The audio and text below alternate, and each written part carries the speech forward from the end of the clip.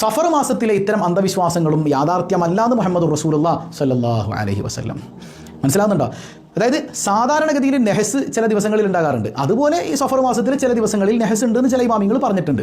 അതിനെക്കുറിച്ചല്ല പറയണത്. സഫർ മാസം അപ്പാടെ തന്നെ മുഴുവനായി തന്നെ കൊള്ളൂലാത്ത മാസമാണ്, നെഹസിൻ്റെ മാസമാണ്, നമ്മളൊരു നല്ല കാര്യവും ചെയ്യാൻ പറ്റാത്ത മാസമാണ് എന്ന് പറഞ്ഞാൽ അത് അന്ധവിശ്വാസം തന്നെയാണ് എന്ന് മുഹമ്മദ് റസൂലുള്ളാഹി സ്വല്ലല്ലാഹു അലൈഹി വസല്ലം.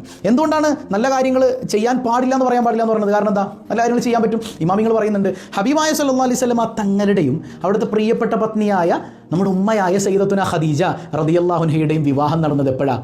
സഫർ മാസത്തിലാണ്. അതെന്തേ? മുത്തുനബിക്ക് സഫറിൽ കല്യാണം കഴിക്കാം, നമ്മൾ കല്യാണം കഴിക്കാൻ പോകുമ്പോഴത്തേക്കും കൊള്ളൂലാത്ത മാസം. റസൂലുള്ളാഹി സ്വല്ലല്ലാഹു അലൈഹി വസല്ലം തങ്ങൾ ഒരു സഫർ മാസത്തിൽ കല്യാണം കഴിക്കാൻ തിരഞ്ഞെടുത്തിട്ടുണ്ടെങ്കിൽ ആ മാസത്തിന് പവിത്രത ഉണ്ട് എന്നല്ലേ നമ്മൾ മനസ്സിലാക്കേണ്ടത്, അല്ലേ? ഖദീജ ബിവിയെ കല്യാണം കഴിച്ചു, എന്നിട്ട് വല്ല പ്രശ്നം ഉണ്ടായോ? മുത്തുനബി തങ്ങളുടെ ഏറ്റവും ബറക്കത്തുള്ള ദാമ്പത്യമായിരുന്നു സയ്യിദത്തുന ഖദീജ റളിയല്ലാഹു അൻഹയുമായി ബന്ധപ്പെട്ടത്, അല്ലേ? അവിടത്തേക്ക് 7 മക്കളിൽ 6 മക്കളും